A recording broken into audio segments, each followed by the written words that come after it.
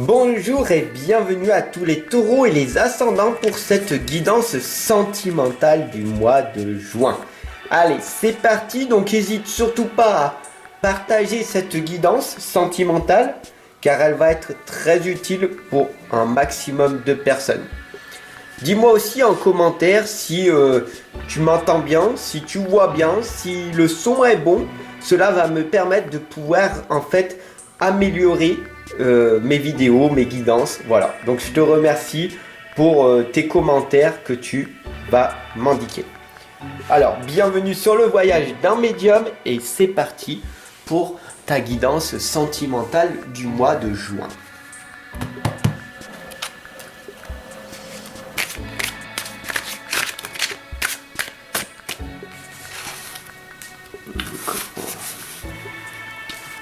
On a ici la lame de la tempérance, le 6 d'épée, la tour, le chaos, quelque chose de nouveau qui va se reconstruire, un voyage qui va t'amener à une autre destination. Waouh! Destination de l'amour. Magnifique. Le hasard n'existe pas et on le voit très clairement ici. Si pour toi le hasard existe, eh ben, il n'y a plus de doute et je vais te le démontrer ici dans cette guidance. Ici, on a la lame de la tempérance. Alors je ressens, j'entends, je ressens certaines choses qui m'indiquent que même si pour le moment c'est pas encore bien ça dans ta vie sentimentale, tu as mis un pied dans ton passé et cela te met en peine. Mais tu as un autre pied dans ton futur qui t'indique que si tu affrontes tes peurs, à un moment donné, des choses vont arriver. Ici, on a l'arc-en-ciel qui nous indique que c'est la fin d'un cycle.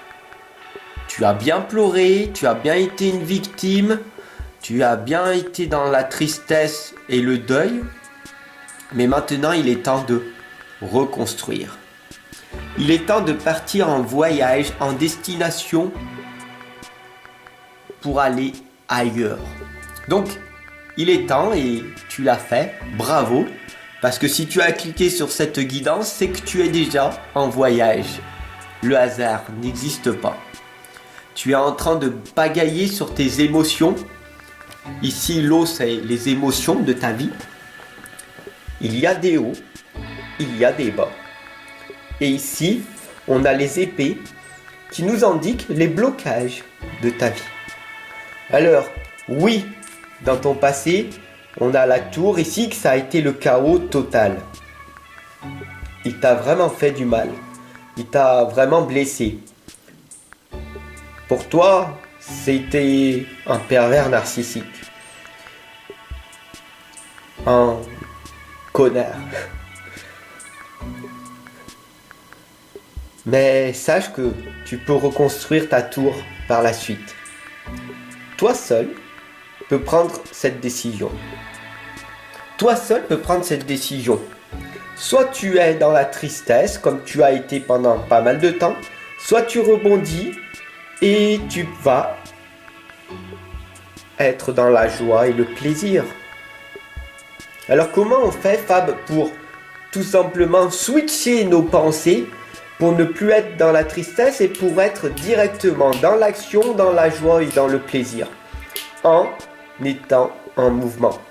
Dès que tu n'es plus en mouvement, tu vas t'ennuyer, tes pensées vont arriver de tristesse, d'angoisse, d'ennui, et c'est à ce moment-là que tu vas créer cette mauvaise habitude.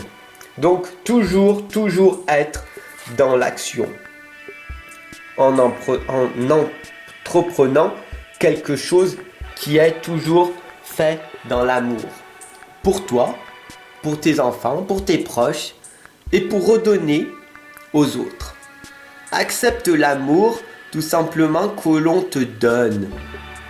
Il y a énormément de personnes autour de toi qui t'aiment, mais tu ne le vois pas. Tu es aveugle, tu es dans l'illusion.